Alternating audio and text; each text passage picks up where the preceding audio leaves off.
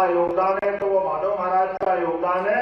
मैं उनको स्मरण करता हूं और महाजी महाराज साहब को भी स्मरण करना चाहता हूं, जो वर्तमान का हमारा महाकाल मंदिर है, जिसको नया महाकाल कहते हैं, उसके पहले का पास का जूना महाकाल, और उज्जैन के सभी देवस्थान, जितने देवस्थान है, वो सारे के सारे देवस्थान जो मुगल काल में तोड़े गए थे, इल्तुतमिश के समय तोड़े गए थे, स्कंद पुराण के अवंती खंड के हिसाब से जो जहां जहां स्थापित है, वो सारे के सारे देवस्थान पुनर्स्थापित करके पुनर्प्राण प्रतिष्ठा का अभियान चला करके उज्जैन को गौरवान्वित करने का प्रयास अगर किसी ने किया है तो महाजी महाराज साहब के समय हुआ था।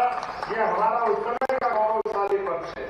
और 20वीं शताब्दी का उज्जैन का हरिगंज, उज्जैन का माधवकालय, उज्जैन का हॉस्पिटल, उज्जैन के सभी प्रकार के विकास के काम अगर किसी ने किए हैं और उज्जैन का मेला भी स्थापित करने का प्रयास किया तो माधव महाराज साहब ने ही किया है। इसके माध्यम से उज्जैन का वर्तमान का अलग रूप दिखाई देता। और उज्जैन में एक ऐसी जैन अवदान है, से हमारे यहाँ फ्री बोलते हैं, जिसको कस्टम फ्री करके व्यापार व्यवसाय बढ़ाने के लिए किस प्रकार से व्यापार व्यवसाय बढ़ते हैं, तो वो ऐसी जगह जिसको कस्टम फ्री करके फ्रीगंज का हिस्सा बनाया था। कोई भी आए, कहीं से भी आए, व्यापार व्यवसाय करे, उसको चुंगी नाका फ्री रहता और फ्लैट भी फ्री में दिए गए। कमोबेश उसी समय मेला में प्रारंभ हुआ। मुझे इस बात की प्रसन्नता है, हमारी संस्कृति में इन सारी बातों का अलग ही महत्व है। आप अकेले उपवास करो तो बहनों को याद होगा, भाइयों को भी याद होगा, और आप सामूहिक रूप से उपवास करो तो वो पर्व हो जाता है। एकादशी पर्व, नवरात्रि पर्व, नवरात्रि के अलावा जो भी सामूहिक रूप से और जैसे आनंद के खाने को मिले वो त्योहार हो जाते हैं। दिवाली, दशहरा, ये सारे त्योहार हैं। कभी कभी जो नहीं समझते वो व्रत और त्योहार और पर्व में तालमेल कर देते हैं। ये अंतर अलग अलग है। दोबारा बोलता हूं, अकेले करो तो व्रत, सामूहिक रूप से उपवास करो तो पर्व, और जिसका आनंद मिले, दिवाली, होली, हमारे दशहरे, जिसमें भोजन मिले और भोजन के कोई प्रतिबंध नहीं हो, आनंद के साथ मना, वो त्योहार हो जाते हैं। इन त्योहार की संस्कृति वाले हम लोग जाने जाते हैं। इस संस्कृति के माध्यम से सनातन संस्कृति को समझाने के लिए हमारे यहाँ मेला संस्कृति भी है। अब मेला संस्कृति, ये मेला संस्कृति हमारी सभी प्रकार की कला संस्कृति, भगवान कृष्ण ने तो उज्जैन में 64 कला, 14 विद्या, व्यक्ति का परिपूर्ण विकास करने के लिए क्या क्या शिक्षा में है, वो सारी चीज को जोड़ा है।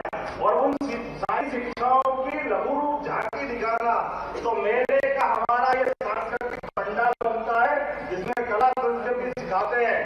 और बाकी जीवन की चलने वाले चलायमान गतिविधियों के लिए सामूहिक रूप से मुद्रा का, हमारे बीच में व्यापार व्यवसाय का अनुकूल माहौल बने, तो इनके भी पंडाल रख करके व्यापार व्यवसाय को बढ़ावा देने की हमारी मेला संस्कृति है।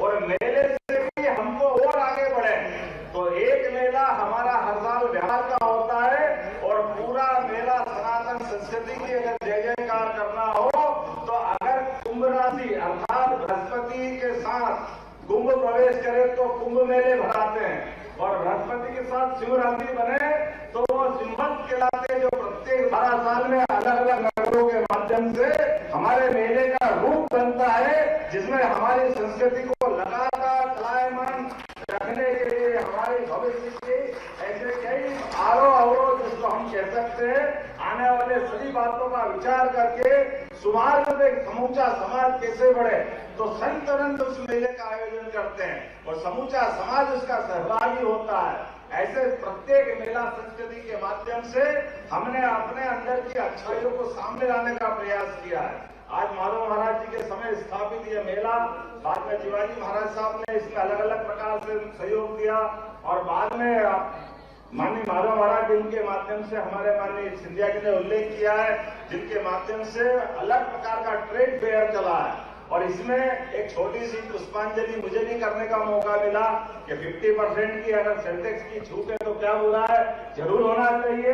इसे हमारे कई प्रकार के टैक्स देने की छूट हो, क्योंकि इसके माध्यम से व्यापार व्यवसाय स्थापित करना यही तो मोदी जी चाहते हैं। समूचे मंच के लिए जोरदार तालियां बजाओ। आज हमारे महाराज माननीय सिंधिया जी हमारे सभी के लिए, मेरे लिए तो प्रारंभ से कॉलेज के समय से आदरणीय हमारे माननीय नगर में आपके अपने नगर निगम के पार्षद के माध्यम से अपनी राजनीतिक यात्रा प्रारंभ करने वाले भारत सरकार के यशस्वी मंत्री रहे और अभी मद्रास विधानसभा का हमारे माननीय अध्यक्ष है।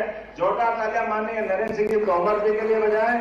इसी अवसर पर मौजूद मेरे अपने विद्यार्थी परिषद के वरिष्ठ और आपके अपने सुपरिचित मेरे पूर्व शिक्षा मंत्री हमारे लिए जोरदार तालियां जाए पवरिया जी के लिए। हम सब यहाँ मंच पे विराजमान है।